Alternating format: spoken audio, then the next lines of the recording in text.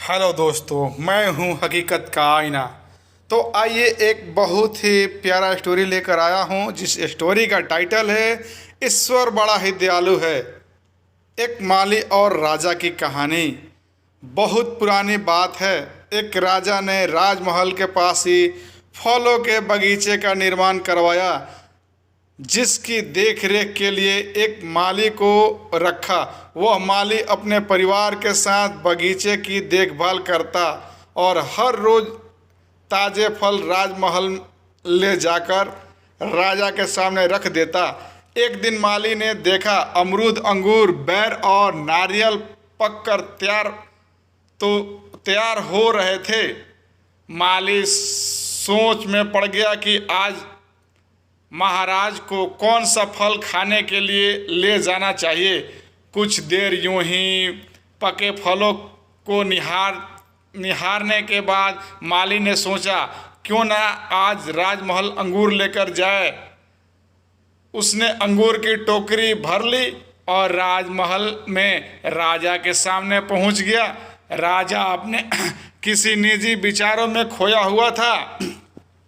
माली ने राजा की तरह टोकरी ले जाकर राजा के सामने रख दी और पलटकर कुछ दूर जा बैठा। ख्यालों में ही राजा टोकरी से एक अंगूर उठाकर अपने मुंह में डालता और दूसरे सामने बैठे माली की ओर फेंकता, जो सीधे जाकर माली के माथे पर लगता। जब भी अंगूर माली के माथे पर लगता तो माली के मुंह से कुछ शब्द निकलते, ईश्वर बड़ा ही दयालु है। हर बार राजा और जोर से फेंकता, माली फिर कहता, ईश्वर बड़ा ही दयालु है। कुछ देर बाद राजा को आभास हुआ कि वह क्या कर रहा है और प्रत्युत्तर क्या आ रहा है। राजा अपनी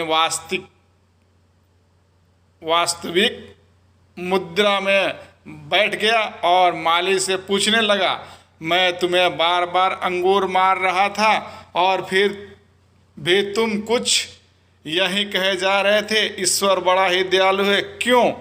माली ने हाथ जोड़कर विनम्रतापूर्वक कहा, महाराज, आज बगीचे में नारियल, अमरूद और बेर भी पक कर तैयार थे, लेकिन मुझे लगा कि आज क्यों न अंगूर ले चलूं।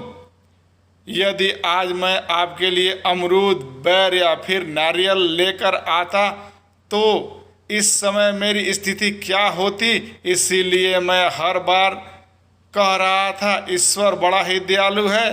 अब राजा को भी अपनी गलती का एहसास हो चुका था। शिक्षा।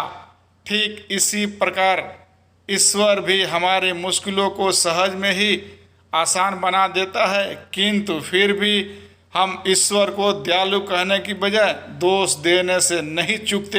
हाँ तो दोस्तों, ये स्टोरी हमारा आपको कैसी लगी, ईश्वर के विपक्ष, तो आप अपना कमेंट बॉक्स में कमेंट लिख सकते हैं। थैंक यू दोस्तों।